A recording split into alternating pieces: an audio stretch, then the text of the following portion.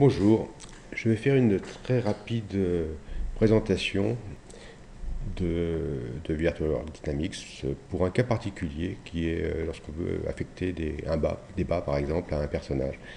Le problème c'est qu'en général on obtient à peu près cela, ce qui ne correspond pas vraiment à ce que l'on veut.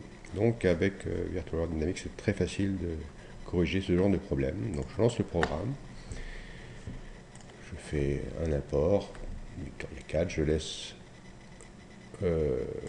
les paramètres par défaut pour l'importation. Très important, je vérifie si l'animation correspond à celle que l'on veut. Or, l'animation ne correspond pas du tout à celle que l'on veut.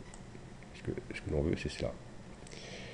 Donc, lorsque l'animation ne correspond pas, il est possible d'aller dans les paramètres de collision et de faire un enregistrement de la simulation actuelle. Donc, je clique dessus. L'animation s'enregistre dans le programme, dans VWD.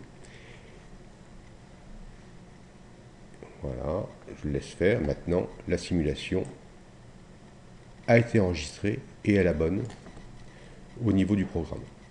Donc ça, je peux le refermer. Maintenant, je vais apporter les bas. Je les importe bien sûr en tant qu'éléments d'habit. Je vais retirer en fait toute la rigidification parce qu'il faut qu'il s'adapte le plus facilement possible avec une certaine souplesse. Donc je vais simplement les appliquer, voilà. Au niveau de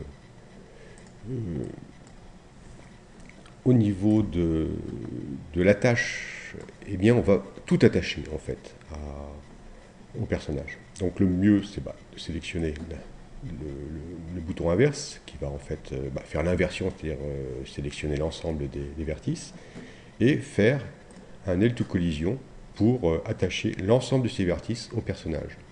Voilà, en fait, c'est tout ce qu'il y a à faire. Maintenant, on peut lancer la simulation. L'animation traverse le sol, donc si on laisse la collision avec le sol, eh bien les bas vont rester à la surface du sol, ce qui va faire quelque chose d'un petit peu bizarre. Donc ça, il vaut mieux le décocher. Et donc, on peut lancer la simulation. Ça va très vite, puisqu'en fait, il y a peu de vertices. Il y a des petits froissements, mais qui ne sont... En général, il y a une transparence qui peut gêner. On peut améliorer, de toute façon, là, c'est quelque chose de très rapide, histoire de montrer que ça fonctionne. Voilà. Voilà le résultat.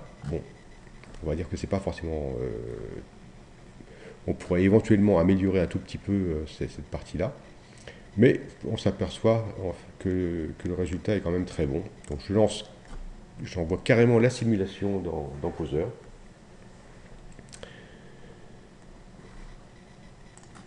Voilà.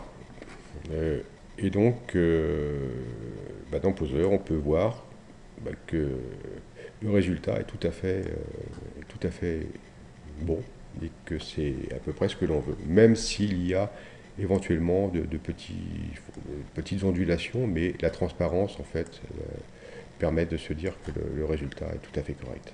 Voilà, je vous remercie.